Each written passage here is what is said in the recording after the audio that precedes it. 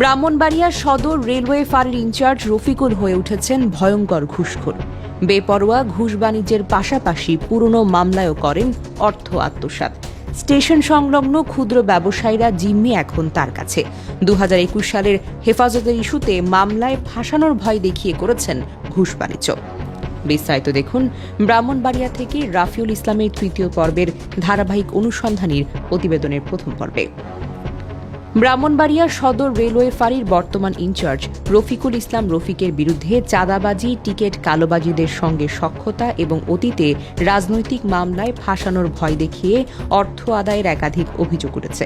ভুক্তভোগী ব্যবসায়ী ও স্থানীয়দের ভাষ্যমতে অভিযোগগুলো নতুন কিছু নয়। 2021 সালেও তার বিরুদ্ধে একই ধরনের অভিযোগ ওঠে।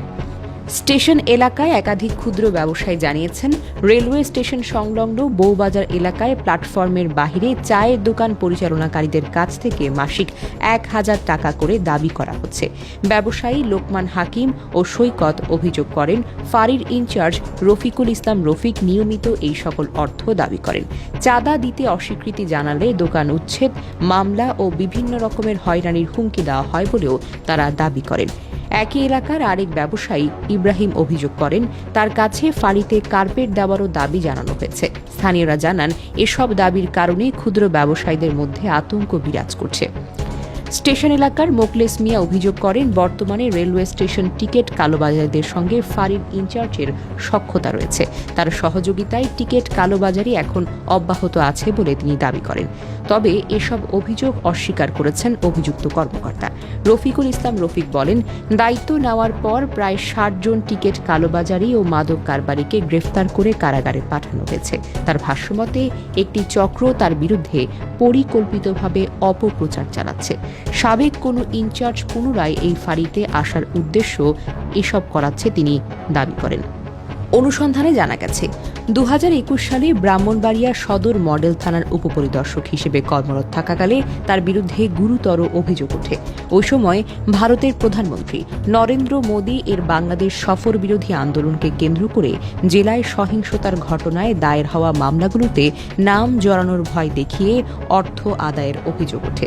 বিভিন্ন সংবাদ মাধ্যমে প্রকাশিত তথ্যে বলা হয়েছে, হেফাজতে ইসলামের তাণ্ডবের ঘটনায় দায়ের মামলায় ফাঁসানোর ভয় দেখিয়ে লাখ লাখ টাকা আদায়ের অভিযোগের প্রেক্ষিতে 2021 সালের 22 সেপ্টেম্বর পুলিশ সুপারের আদেশে তাকে সরাইলে বদলি করা হয়। স্থানীয় সূত্র জানায়, 2021 সালের 26 থেকে 28 মার্চ সহিংসতার সময় সদর উপজেলার বুদল ইউনিয়নের কলামুড়ি গ্রামের মুদির ব্যবসায়ী মনির হোসেন ও সাদ্দাম হোসেনের কাছ থেকে মামলায় না জড়ানোর কথা বলে 45,000 টাকা নেওয়া হয়। অভিযোগ অনুযায়ী পুলিশের এক সোর্স আবুল হোসেনের মাধ্যমে এই অর্থ আদায় করে। পরে বিষয়টি জনসমালোচনায় ভুলে টাকা ফেরত দেওয়া হবে বলেও পরবর্তীতে এই সোর্সকে গ্রেফতার করে মামলায় চালান দেওয়া হয় বলে অভিযোগ স্থানীয়দের। সরেজমিনে বুদল ইউনিয়নের কয়েকজন বাসিন্দা ও রাজনৈতিক নেতাকর্মী অভিযোগ করেন, ওই সময় এলাকায় আতঙ্কের পরিবেশ তৈরি হয়েছিল। ভুক্তভোগী মোহাম্মদ শাহিন মিয়া, মমিন মিয়া, আলামিন, হেকিম মিয়া, দুলাল মিয়া, আবুল খায়ের মেম্বার, বাদল মিয়া ও আব্দুল হান্নান জানান, আন্দোলন পরবর্তী সময়ে মিথ্যা মামলার ভয় দেখিয়ে অর্থ বাণিজ্য চলত।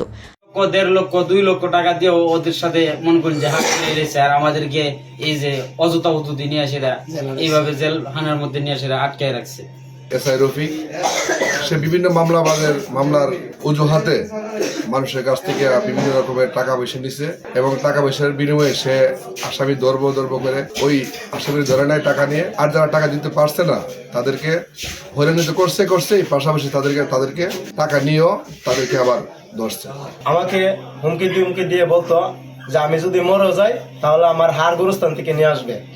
তো সেক্ষেত্রে আমাকে বলছে যদি আমি বাঁচতে চাই তাহলে আমি ওনাকে 60,000 টাকা দেওয়ার জন্য আমি ওনাকে টাকা দেই নাই বিদায় আমার ছোট ভাইকে নিয়ে এই হয়রানিমূলক মিথ্যা মামলায় তাকে বিগত 5 মাস জেল খাটতে হয়েছে। আব্দুল হান্নান বলেন, রমজান মাসেও আতঙ্কে স্বাভাবিক জীবনযাপন করা যায়নি। রাতে বাড়িতে শান্তিতে ঘুমানো পর্যন্ত কঠিন হয়ে পড়ে। আমার ফ্যামিলির কাছে টাকা চাইছিল, আমার ধরে নিব না।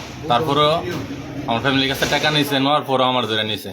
স্থানীয়রা জানিয়েছেন, অতীতের এসব অভিযোগের যথাযথ তদন্ত ও জবাবদিহি না পাওয়া পর্যন্ত বর্তমানে আবারও একই ধরনের অভিযোগ সামনে এসেছে। তাদের দাবি, স্টেশন এলাকায় চাঁদাবাজি, টিকিট কালোবাজারি ও পুরনো অভিযোগগুলো নিয়ে নিরপেক্ষ তদন্ত করে প্রয়োজনীয় ব্যবস্থা নেওয়া হোক।